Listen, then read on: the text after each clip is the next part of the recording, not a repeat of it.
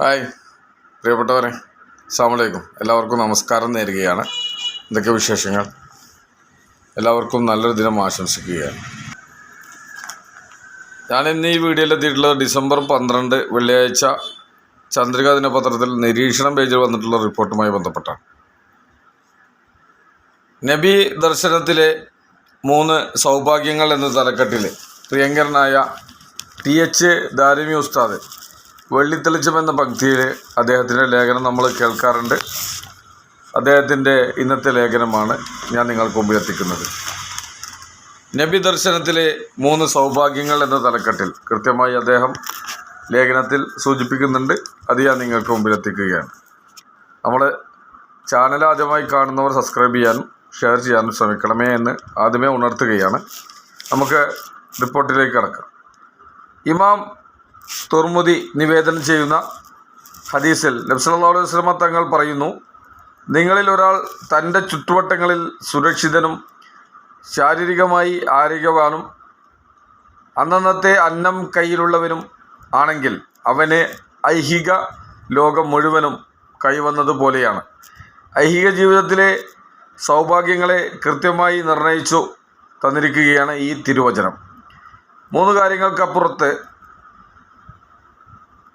കാര്യങ്ങൾക്കും അപ്പുറത്ത് മനുഷ്യജീവിതത്തിന് വേറെയും ഒരുപാട് കാര്യങ്ങൾ ഉണ്ട് എന്നത് ശരിയാണ്. ഒന്നുകിൽ അവരെ എല്ലാം ഈ പറഞ്ഞ 3 കാര്യങ്ങൾ നേരിട്ടോ അല്ലാതെയോ ഉൾക്കൊള്ളുന്നു, അല്ലെങ്കിൽ അത്ര പ്രാധാന്യം മാത്രമേ അവയ്ക്കൊക്കെ ഈ ജീവിതത്തിൽ സത്യത്തിൽ ഉള്ളൂ. അതിന് വലുപ്പം നമ്മുടെ ഭവനത്തിലും സങ്കല്പത്തിലും മാത്രമേ ഉള്ളൂ.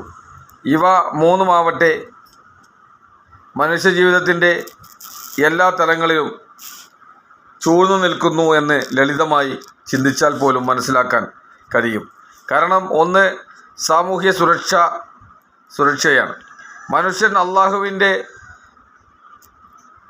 ഖലീഫ പ്രതിനിധിയാണ്. അതുകൊണ്ട് തന്നെ അവനിൽ ചില ഉത്തരവാദിത്തങ്ങൾ വന്നു ചേരുന്നുണ്ട്.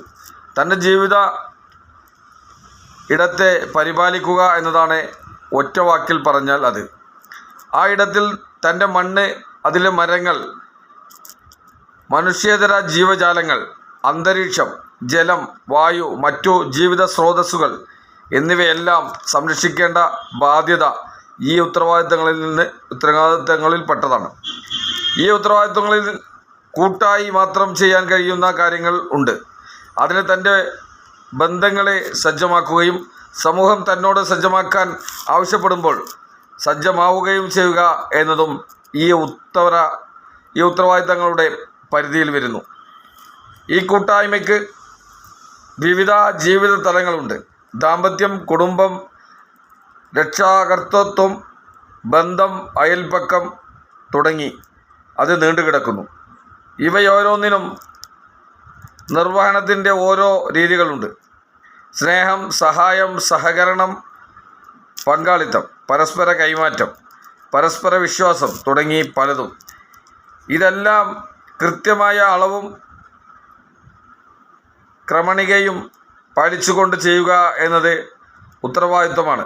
അവനെ സൃഷ്ടാവ് ഏൽപ്പിച്ചിരിക്കുന്നതും അവൻ ഏറ്റെടുത്തിരിക്കുന്നതും. മനുഷ്യനല്ലാത്ത ജീവികൾക്ക് ഇക്കാര്യങ്ങളിൽ ഒരു ബാധ്യതയും ഉത്തരവാദിത്വവുമില്ല. ഇസ്ലാമിക സാങ്കേതികതയിൽ ഇതിനെ അമാനത്ത് എന്ന് പറയുന്നു. ഈ അമാനത്ത് യഥാവിധി നിർവഹിക്കാനാണ് മനുഷ്യ ശരീരത്തിനും ശേഷികൾക്കും ജീവിതത്തിനു തന്നെയും ചില സവിശേഷതകൾ സൃഷ്ടാവ് സൃഷ്ടിപ്പിൽ തന്നെ നൽകിയിരിക്കുന്നത്. മേൽപ്പറഞ്ഞ ഉത്തരവാദിത്വങ്ങൾ എല്ലാം നിർവഹിക്കപ്പെടുകയും പരിരക്ഷിക്കപ്പെടുകയും ചെയ്യുമ്പോൾ ഓരോ മനുഷ്യത്തെയും ജീവിത ചുറ്റുവട്ടം സുരക്ഷിതമായിരിക്കും.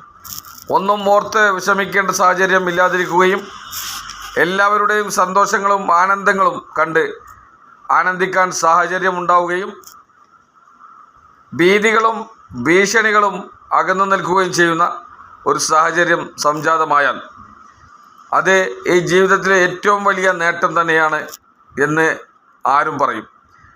സൂക്ഷ്മമായി നിരീക്ഷിച്ചാൽ ഇസ്ലാം ഇതിനെല്ലാം കൃത്യമായി പരിഗണന നൽകുന്ന ജീവിത വ്യവസ്ഥിതിയിലാണ് എന്നും കാണാം.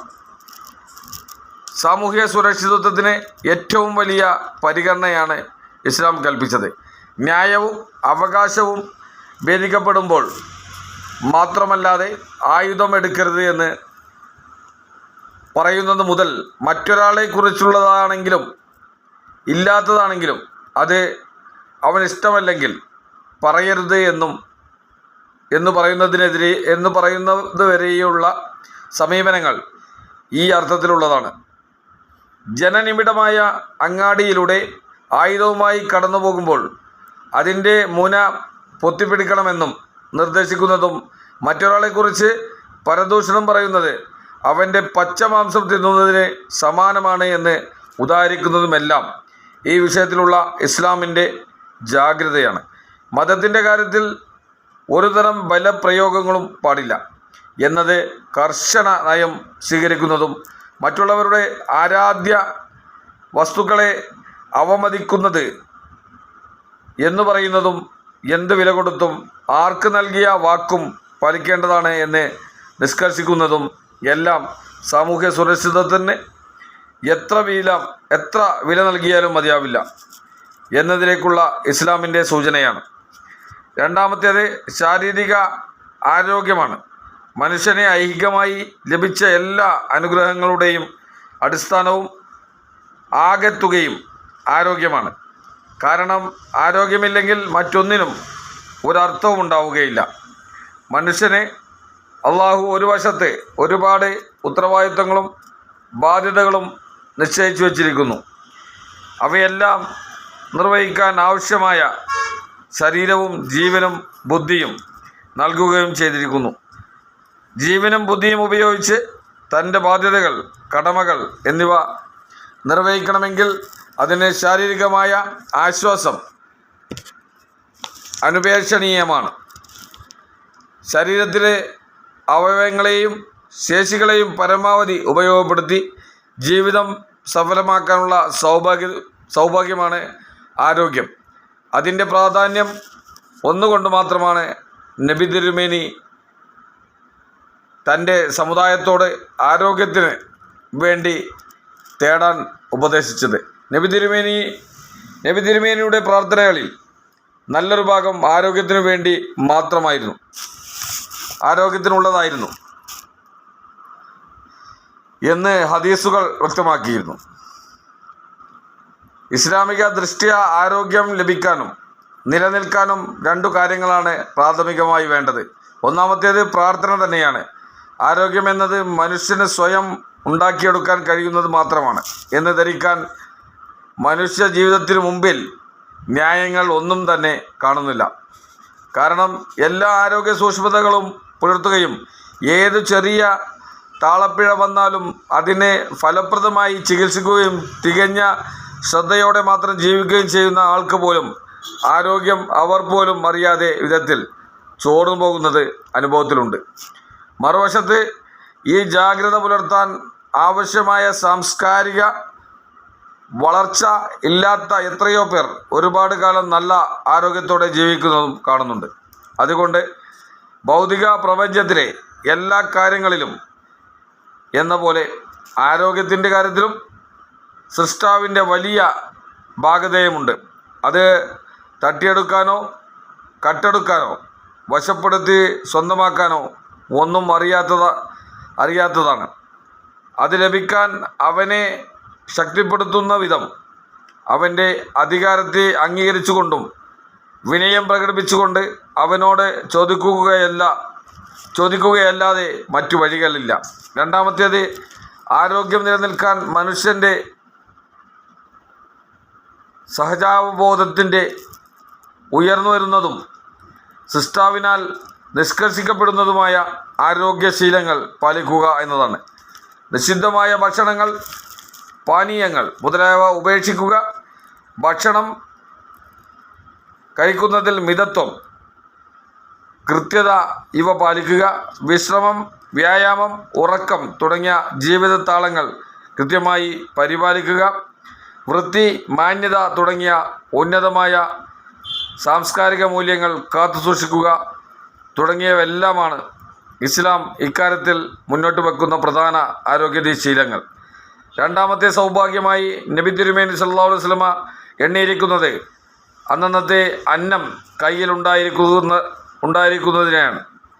പ്രവാചകൻ്റെ ഈ പ്രസ്താവന രണ്ട് അർത്ഥങ്ങളെ ദ്യോതിപ്പിക്കുന്നുണ്ട്. അതിലൊന്നാമത്തേത് മിത ഭോജനത്തിൻ്റെ പ്രാധാന്യമാണ്. അമിത ഭോജനം പല ആരോഗ്യ പ്രത്യാഘാതങ്ങളും സൃഷ്ടിക്കുന്നുണ്ട്. മനുഷ്യകുലത്തിൽ അതിവേഗം നിറഞ്ഞു വരുന്ന രോഗങ്ങൾ അതിൻ്റെ പ്രത്യക്ഷ അടയാളമാണ്. അഹിതമായ ഭക്ഷണവും അമിതമായ ഭക്ഷണവും ഏതാണ്ട് എല്ലാവരെയും രോഗികളാക്കി മാറ്റിയിരിക്കുന്നു. രോഗികളെ ഉത്പാദിപ്പിക്കുന്ന ഈ ഭക്ഷണ സംസ്കാരം ഒരു വശത്ത് മേശയും കസേരയും ഇട്ട് കുഴലും ചെവിയിൽ തിരുകി മനുഷ്യനെ ചികിത്സിക്കാൻ ഇരിക്കുന്ന അത്ഭുത വിരോധാഭാസമാണ് നാം ഇന്ന് അനുഭവിക്കുന്നത്.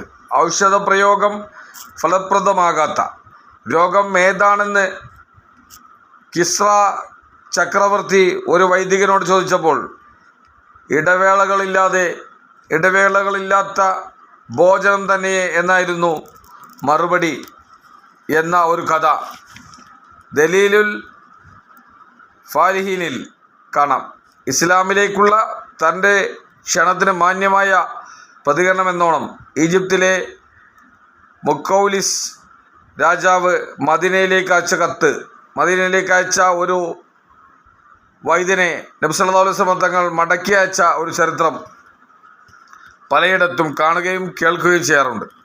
അതിന് ന്യായമായ നിമിത്തങ്ങൾ പറഞ്ഞത് ഞങ്ങൾ വിശക്കുമ്പോൾ മാത്രം ആഹരിക്കുന്നവരും വയറ് നിറയും മുമ്പേ മതിയാക്കുന്നവരുമാണ്.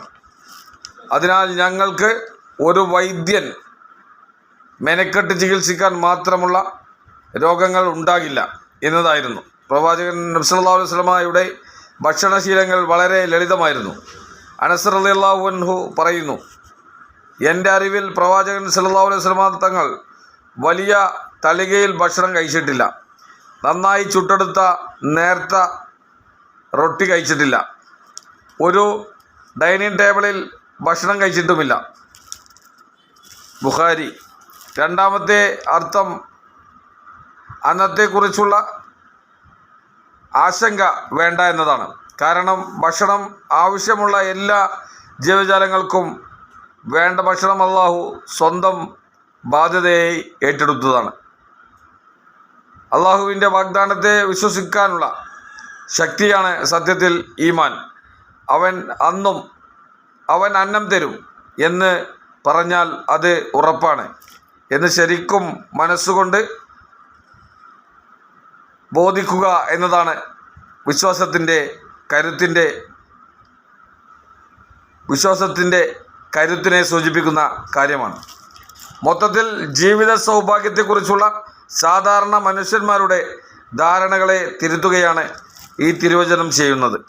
സമ്പത്തും ഐശ്വര്യവും അഴകും സാമൂഹിക സ്ഥാനവും ഐഹിക വിഭവങ്ങളും മെച്ചപ്പെട്ട ജീവിത സംവിധാനങ്ങളും നേടാവുന്ന അത്ര നേടുന്നതും നേടാൻ ശ്രമിക്കുന്നതുമാണ് സൗഭാഗ്യത്തിൻ്റെ മാനദണ്ഡം എന്നത് സാധാരണക്കാരുടെ ധാരണയാണ്.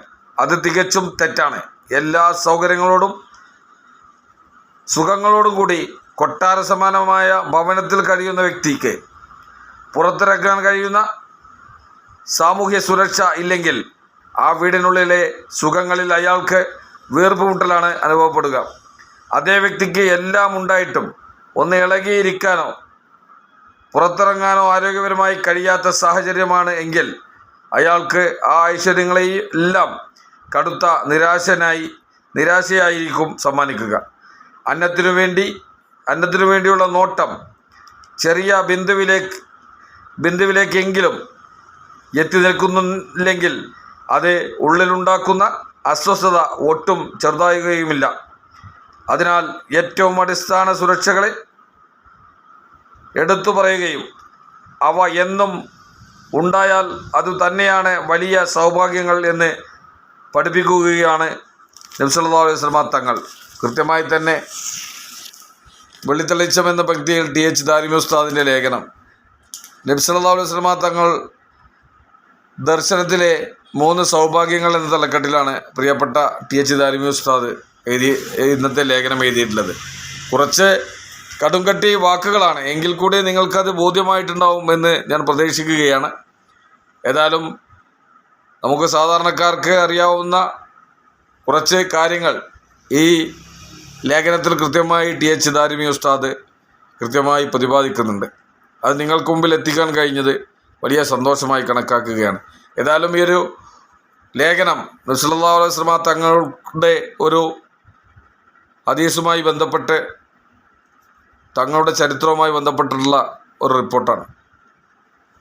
അത് നമ്മൾ കേൾക്കുമ്പോൾ തന്നെ നബി സല്ലല്ലാഹു അലൈഹി വസല്ലമ തങ്ങളുടെ മദീന മുനവ്വറയിൽ ഇതുവരെ സന്ദർശിക്കാൻ കഴിയാത്ത നമ്മളെപ്പോലുള്ള ആളുകൾക്ക് അവിടെ ഒരിക്കലെങ്കിലും സന്ദർശിക്കാൻ പടച്ച റബ്ബ് തൗഫീക്ക് നൽകട്ടെ, ആമീൻ എന്ന് ദുആ ചെയ്യുകയാണ്. അതോടൊപ്പം തന്നെ പരിശുദ്ധമായ ഹജ്ജും ഉംറയും നിർവഹിക്കാനും പടച്ച തമ്പുരാൻ അല്ലാഹു നമുക്ക് എല്ലാവർക്കും തൗഫീക്ക് നൽകട്ടെ എന്ന് ആത്മാർത്ഥമായി പ്രാർത്ഥിച്ചുകൊണ്ട് ദുആ ചെയ്തുകൊണ്ട് ഞാൻ എൻ്റെ വാക്കുകൾ അവസാനിപ്പിക്കുന്നു. എല്ലാവർക്കും നന്ദി, നമസ്കാരം.